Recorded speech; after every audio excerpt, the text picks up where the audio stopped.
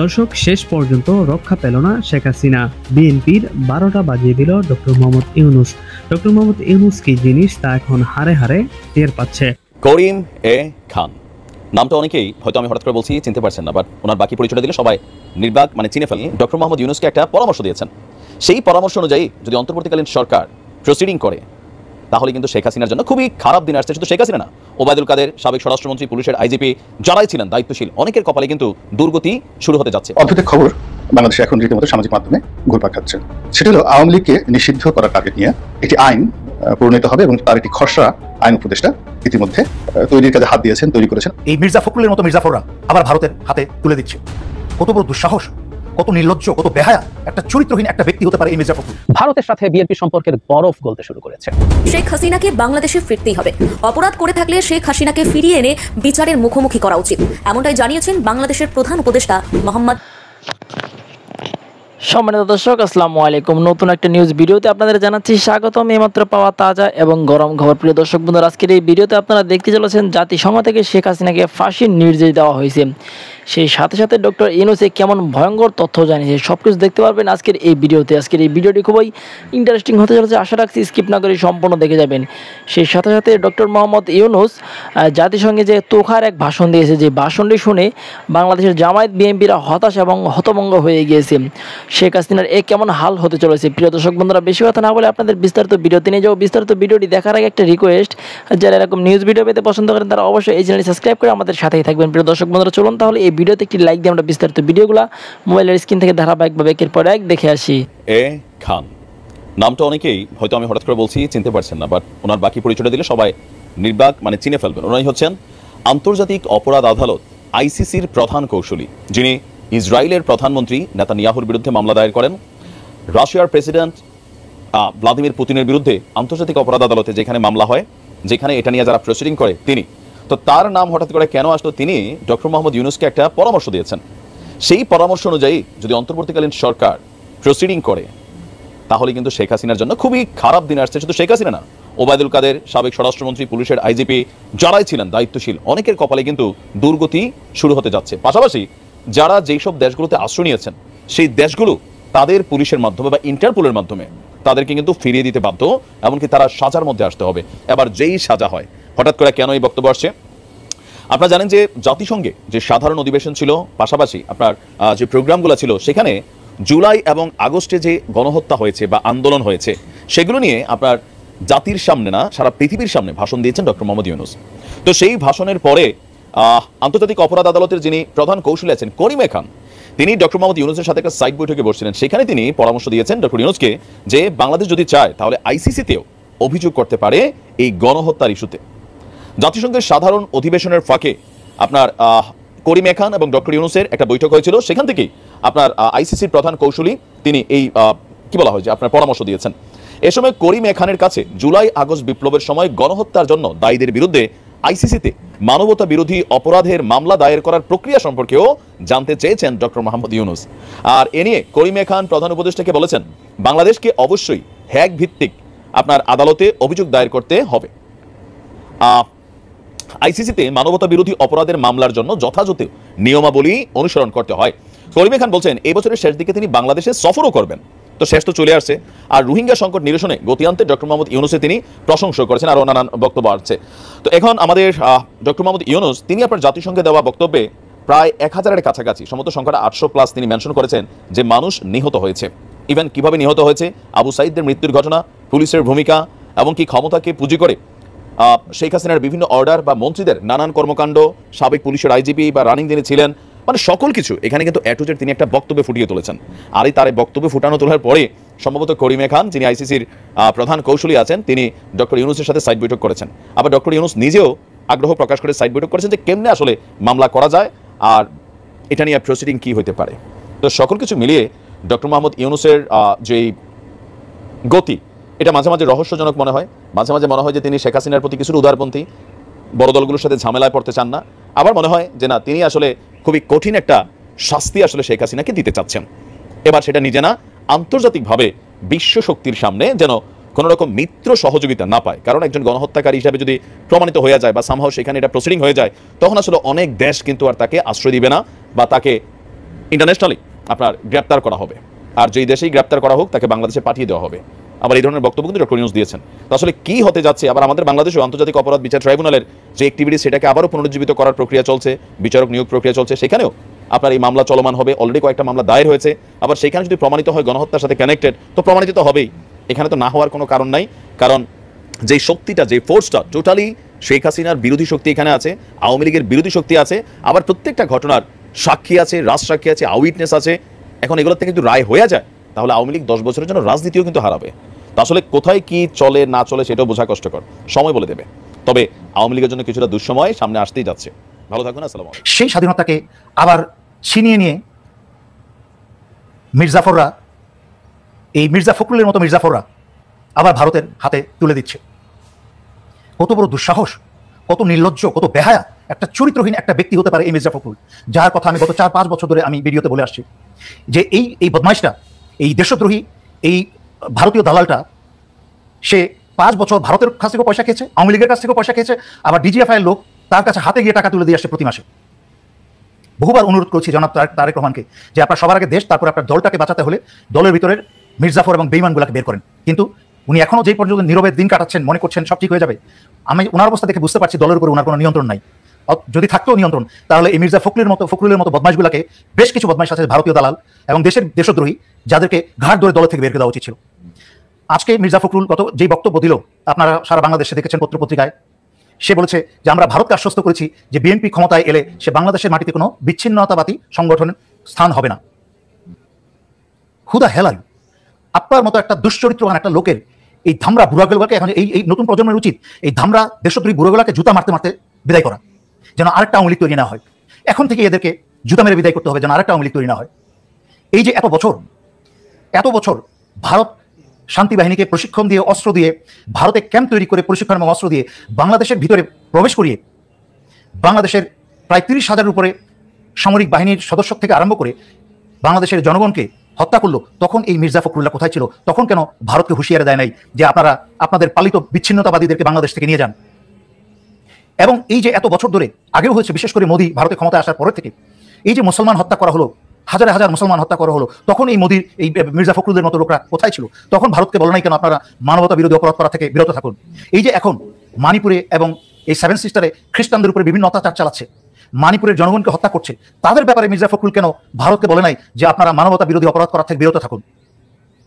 এই যে এখনো পার্বত্য চট্টগ্রামে কুকিচিন প্রবেশ করিয়ে তাদেরকে আরো ভারী ভারী অস্ত্র, সামরিক অস্ত্র দিয়ে বাংলাদেশকে অস্থিতিশীল করে তুলছে এবং করে চলেছে, তখন কি করে 1500 লাশের রক্তের উপরে দাঁড়িয়ে যেই ভারত বাংলাদেশের গণতন্ত্র কেড়ে নিল, যেই ভারত বাংলাদেশে 15-16টা বছর একটা স্বৈরাচারকে সমর্থন করে বাংলাদেশের ভিতরে প্রবেশ করে আওয়ামী লীগকে সাথে নিয়ে ভারতের বাংলাদেশের জনতা, শিশু হত্যা করলো, সেই হত্যার পরপরই কত বড় দুঃসাহস এই দেশদ্রোহী মির্জা ফখরুলের এরকম একটা দুঃসাহসিক স্বাধীনতা বিরোধী বক্তব্য রাখার। এই ফাজিলটা তার চোখে পড়ছে না যে ভারত তারই নেত্রী বেগম জিয়াকে এতটা বছর জেলে পচিয়ে মেরেছে। এই কিছু বদমাইশগুলার কারণেই ভারত এইসব করতে পেরেছে। এই বদমাইশ, এই দেশদ্রোহী এবং এই বিএনপির ভিতরে এই মির্জাফরগুলার কারণেই তারেক রহমানকে এত বছর ধরে বিদেশে বসে থাকতে হচ্ছে। তারপরও কি বিএনপি চোখ খুলবে না? বিএনপির নেতাদের না হয় মন মরে গেছে, এরা বিক্রি হয়ে গেছে ভারতের কাছে, আওয়ামী লীগের কাছে। আমি বিএনপির তৃণমূলের দেশপ্রেমিক এবং বিএনপি প্রেমিক ছাত্রদল কর্মীদেরকে এবং নেতাদেরকে আমি অনুরোধ করব, মির্জা ফখরুলের মতো দেশদ্রোহী মির্জাফরদেরকে কলার ধরে বিএনপি থেকে ধাক্কা দিয়ে রাস্তায় ফেলে দেন, জনতার হাতে দিয়ে দেন। আপনাদেরকে আমার কথা অত্যন্ত গুরুত্বের সাথে নিতে হবে।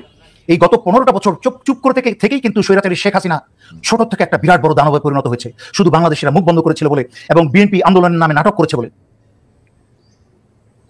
সুতরাং আপনাদেরকে শুরু থেকেই যদি এই মির্জা ফখরুলের মতো যদি আরেকটা আওয়ামী লীগ, আরেকটা বিষধর সাপ তৈরি যেন না হয়, তার জন্য শুরু থেকে যদি আপনারা এদেরকে বাধা না দেন, কথায় কথায় যদি এদেরকে ধরে না বসেন, পাকড়াও করে না বসেন, তাহলে কিন্তু এই 1500 ছাত্রছাত্রী জনতা এবং 20,000 1500 শহীদ ছাত্রছাত্রী শিশু জনতা এবং 20,000 উপরে আহত যারা আছে, তাদের সকল পরিশ্রম এবং তাদের যে বিসর্জন সবকিছু জ্বলে যাবে, সবকিছুর অসম্মান হবে যদি আপনারা এগুলো গুরুত্বের সাথে না নেন এবং তাৎক্ষণিক প্রতিক্রিয়া না করেন।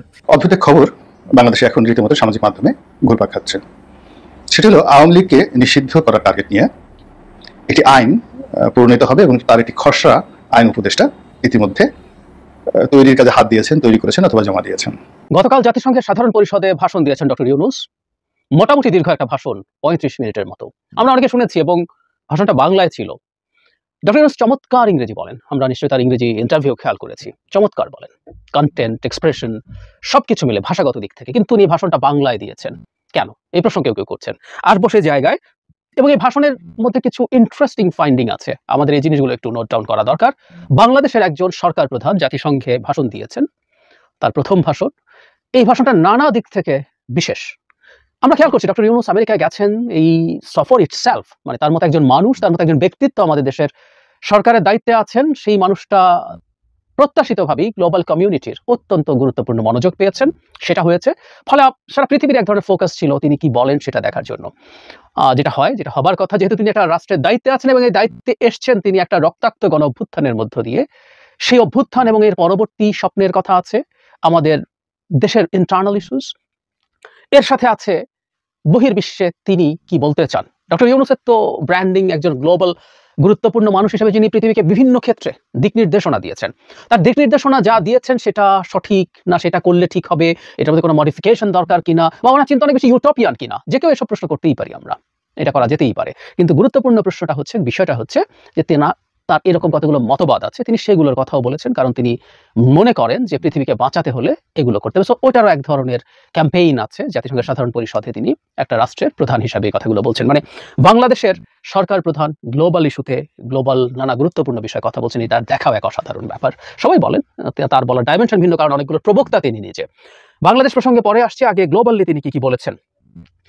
আমরা জানি সারা পৃথিবীতে এখন গ্লোবাল ওয়ার্মিং নিয়ে কথা হয়, সাস্টেনেবল ডেভেলপমেন্ট নিয়ে কথা হয়, সেগুলো যখন বলছেন তখন তিনি তার 3 শূন্যের পৃথিবী, 0 কার্বন এমিশন, 0 আনএমপ্লয়মেন্ট, 0 পভার্টি, এই যে 3 শূন্যের পৃথিবীর কথা বলছেন, সেটার কথা এনেছেন। তিনি সামাজিক ব্যবসার কথা এনেছেন, কারণ এটা সত্য, এখানে ডিটেল বলেননি, এটা সেই জায়গাও না। ডক্টর ইউনূস বিভিন্ন জায়গায় বলেছেন, আমি যেটা নিজে বহুবার শুনেছি, সেটা হলো এই যে ম্যাক্সিমাইজিং দ্য প্রফিট, এই যে ব্যবসার এক আপ্তবাক্য, এই শেষ করতে করতে করতে করতে এই পৃথিবীটা ধ্বংসের দিকে গেছে, কোনো সন্দেহের কিছু নাই, আমরা সব শেষ করে ফেলছি।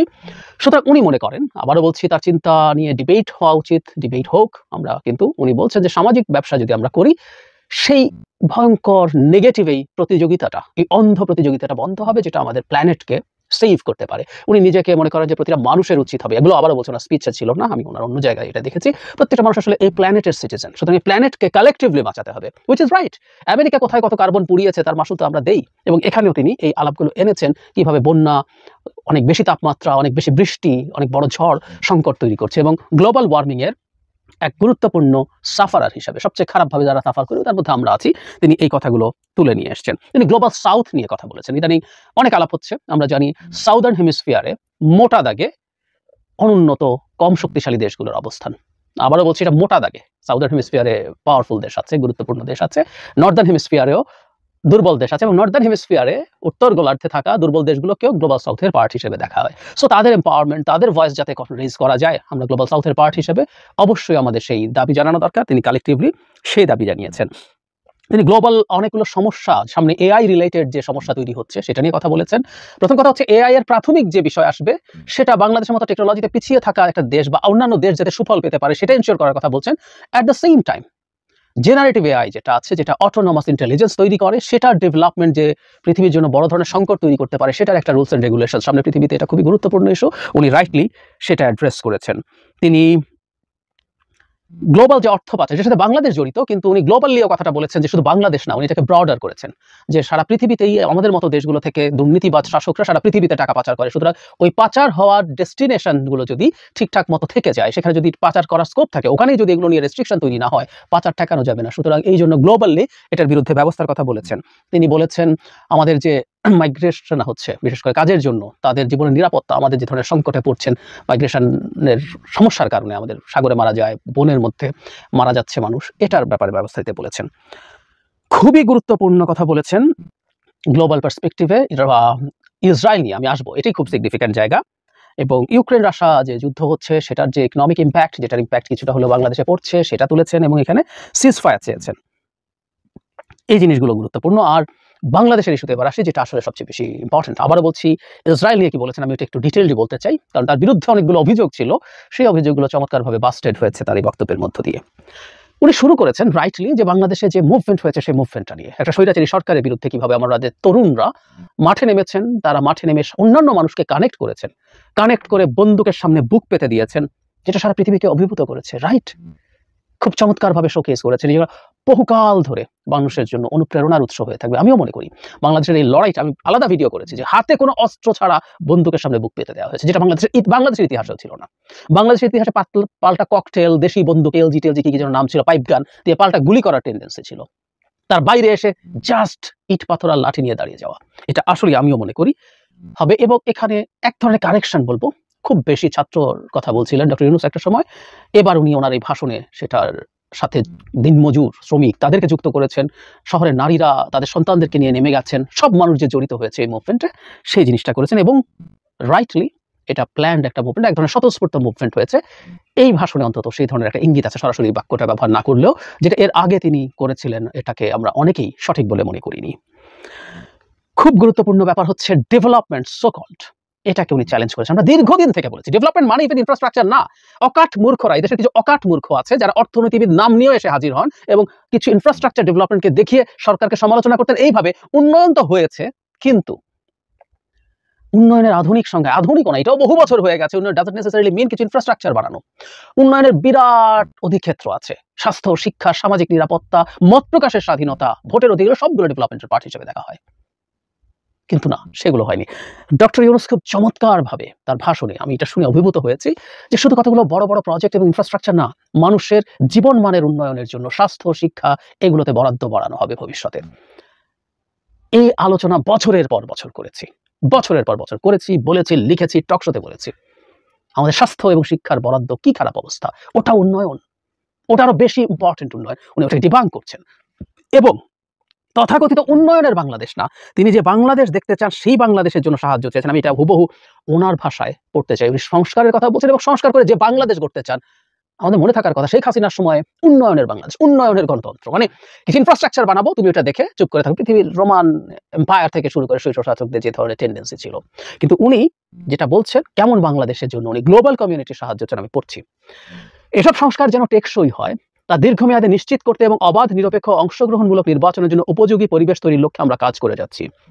গণতন্ত্র, আইনের শাসন, সমতা ও সমৃদ্ধি অর্জনের মাধ্যমে একটি ন্যায়ভিত্তিক ও অন্তর্ভুক্তিমূলক গণতান্ত্রিক সমাজ হিসেবে আত্মপ্রকাশের অভিপ্রায় বাস্তবায়নে আমি বাংলাদেশের প্রতি আন্তর্জাতিক সম্প্রদায়ের সমর্থন ও সহযোগিতা অব্যাহত রাখার আহ্বান জানাই। এই পরের বাক্যটা আমি আবারও পড়ি। গণতন্ত্র, আইনের শাসন, সমতা ও সমৃদ্ধি অর্জনের মাধ্যমে একটি ন্যায়ভিত্তিক ও অন্তর্ভুক্তিমূলক গণতান্ত্রিক সমাজ হিসেবে আত্মপ্রকাশের অভিপ্রায় বাস্তবায়নে আমি বাংলাদেশের প্রতি আন্তর্জাতিক সম্প্রদায়ের সমর্থন ও সহযোগিতা অব্যাহত রাখার আহ্বান জানাই। ইয়াস, আমরা এই বাংলাদেশটাই চেয়েছিলাম। এবং উনি সাইন দেখিয়েছেন, ওনার বক্তব্যের মধ্যে ছিল যে আসা 2 সপ্তাহের মধ্যে আমরা গুম বিষয়ক আন্তর্জাতিক কনভেনশন স্বাক্ষর করেছি। উনি ঘোষণা করছেন বিরোধীদের দমন করার জন্য ডক্টর ইউনূসের সরকার গুম করবে না, ভবিষ্যৎ সরকাররাও যেন সেই কাজটা করতে না পারে সেটা দেখালেন তিনি। রাইটলি আমাদের যখন শরণার্থী উদ্বাস্তুদের প্রসঙ্গ আসলে রোহিঙ্গাদের কথা এসছে এবং এই রোহিঙ্গা শব্দটা বারবার বলেছেন, এটা আমার খুব মনে ধরেছে। কারণ বাংলাদেশ সরকার মিয়ানমারের কথা শুনে শুনে শুনে শুনে রোহিঙ্গা শব্দটা ব্যবহার করা বন্ধ করে দিয়েছে, বহু আগের কথা। রোহিঙ্গা মানে মিয়ানমার পছন্দ করে না, এবং মিয়ানমার পছন্দ করে না, চায়নাও পছন্দ করে না, এবং চায়না সরকারকে দিয়ে এটা করিয়েছিল। তারা displaced people of Rakhine Province বলতো, রোহিঙ্গা বললো তাকে একটা পৃথক জাতিসত্তা হিসেবে স্থান দিতে হয়, কারণ মিয়ানমারের লোকজন এদেরকে বাঙালি বলে। এর মধ্যে বিরাট রাজনীতি ছিল। ডক্টর ইউনূস সেটাকে ডিবাঙ্ক করেছেন। তিনি রোহিঙ্গা শব্দটা তাদের সংকট নিয়ে যখন কথা বলেছেন, সমাধান চেয়েছেন, রোহিঙ্গা ব্যবহার করেছেন। এবার আরো জরুরি, সম্ভবত অনেক বেশি জরুরি এটা, ডক্টর ইউনূস সম্পর্কে অভিযোগ অনেকে করতেন, আমাদের মনে আছে। শেখ হাসিনা মাঝে মাঝে বাংলাদেশের অভ্যন্তরে ইসরায়েল গাজা ইস্যুতে কথা বলতেন, ইসরায়েলকে কন্ডেম করতেন। ডক্টর ইউনূস আমেরিকাপন্থী, ওনার পেছনে আমেরিকা আছে ইত্যাদি ইত্যাদি বলে তিনি কেন গাজা ইসরায়েলের ইস্যুতে কথা বলেন না, তিনি কেন এগুলো কন্ডেম করেন না, এই ধরনের একটা আলাপ দেওয়ার চেষ্টা ছিল। সেটা যদি হয়ে থাকে তাহলে এবার উনি জাতিসংঘে যা করেছেন, জিনিসটা আমি আক্ষরিকভাবে পড়তে চাই। উনি বলছেন, বিশ্ববাসীর উদ্বেগ ও নিন্দা সত্ত্বেও গাজায় গণহত্যা থামছে না। গণহত্যা ফিলিস্তিনের বিদ্যমান বাস্তবতা কেবল আরব কিংবা মুসলমানদের জন্যই উদ্বেগজনক নয়, বরং সমগ্র মানব জাতির জন্যই উদ্বেগের। একজন মানুষ হিসেবে প্রত্যেক ফিলিস্তিনের জীবন অমূল্য।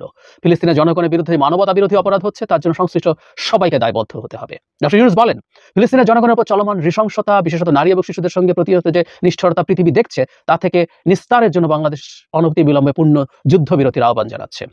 দ্বিরাষ্ট্রভিত্তিক সমাধানী মধ্যপ্রাচ্যে টেকসই শান্তি আনতে পারবে, তাই জাতিসংঘ সহ আন্তর্জাতিক সম্প্রদায়ের সবাইকে এর বাস্তবায়নের জন্য এখনই উদ্যোগ নিতে হবে। আমার মনে হয় এরপর আর কোনো ব্যাখ্যা টেখার দরকার নাই। তিনি ইসরায়েলের লোক কিনা, তিনি আমেরিকার সাপোর্টেড হওয়ার কারণে মধ্যপ্রাচ্য নিয়ে কথা বলেন না, ইসরায়েল নিয়ে কথা বলেন না, জাতিসংঘে দাঁড়িয়ে এর চেয়ে বেশি স্ট্রংলি আসলে আর কিছু বলার নাই। It's the highest one. So এই বিভৎস অপপ্রচারটাকে তিনি স্ট্রংলি ধ্বংস করে দিয়েছেন। শেষ করবো তার বাংলায় ভাষণ দেওয়া নিয়ে। মানে অ্যাপারেন্টলি মনে হতে পারে তার এত চমৎকার ইংরেজি বলেন যে মানুষটা, তিনি যদি ইংরেজিতে ভাষণ দিতেন গ্লোবাল কমিউনিটির অনেক বেশি অ্যাটেনশন তিনি পেতে পারতেন। জাতিসংঘে ইনস্ট্যান্টলি ট্রান্সলেশন হয়, সবাই ইংরেজিটাই শুনেছেন বা তার ভাষায় শুনেছেন, ওখানে যে অফিসিয়াল ভাষাগুলো আছে। কিন্তু এটা যখন ছড়িয়ে পড়বে হয়তো ইংরেজিতে শোনা যাবে, সাবটাইটেল হতে পারে বা ডাবিং হতে পারে, কিন্তু ওনার মুখে শুনলে সেটা অ্যাপিল গ্লোবাল কমিউনিটির কাছে বেশি ছিল। কিন্তু আমরা যেটা বাংলার কারণ ধরতে পারি, ধারণা করব তিনি বাংলাদেশি অডিয়েন্সকে টার্গেট করেছেন। এটা একটা ব্রিলিয়ান্ট সিদ্ধান্ত বলে আমি মনে করি, কারণ ডক্টর ইউনূস জাতিসংঘে গিয়ে কি বলছেন এই দেশের মানুষজনেরও অনেক বেশি আগ্রহ থাকবে। গ্লোবাল কমিউনিটির কাছে খুব বেশি নিজেকে প্রমাণ করার তার কিছু নাই, দেশেও নাই। কিন্তু ডক্টর ইউনূস যখন একটা দেশের দায়িত্বে আছেন, প্রশাসন চালাচ্ছেন, তিনি কিভাবে চালাচ্ছেন সেটা ইম্পর্টেন্ট, এবং ওনার জনসমর্থন ম্যাটার্স। উনি যা যা কাজ করতে চান, সংস্কার করতে চান এবং আরও যা যা করতে চান, তার জন্য জনসমর্থন বেশ ইম্পর্টেন্ট। সে কারণে উনি বাংলায় বলেছেন বলে আমি ধারণা করি, এবং খুব চমৎকারভাবে উনি কমিউনিকেট করেছেন মানুষের সাথে। এটা যে কোনো বিবেচনায় আমার কাছে অন্তত একটা ব্রিলিয়ান্ট সিদ্ধান্ত বলেই মনে হয়। প্রিয় দেশবাসী, শুরু থেকে শেষ পর্যন্ত যারা এই ভিডিওটি দেখেছেন সকলকে জানাই অসংখ্য অসংখ্য ধন্যবাদ। যারা এরকম নিউজ ভিডিওতে পেতে পছন্দ করেন তারা অবশ্যই এই চ্যানেলটি সাবস্ক্রাইব করে পাশে থাকা বেল আইকনটি বাজিয়ে দিবেন। যারা এখনও এই ভিডিওটি শেয়ার করেননি, এই ভিডিওটি দ্রুত শেয়ার করে সকলকে দেখার সুযোগ করে দিন। আজকের মতন এই পর্যন্ত, দেখা হচ্ছে পরবর্তী কোনো ভিডিও নিয়ে ইনশাল্লাহ।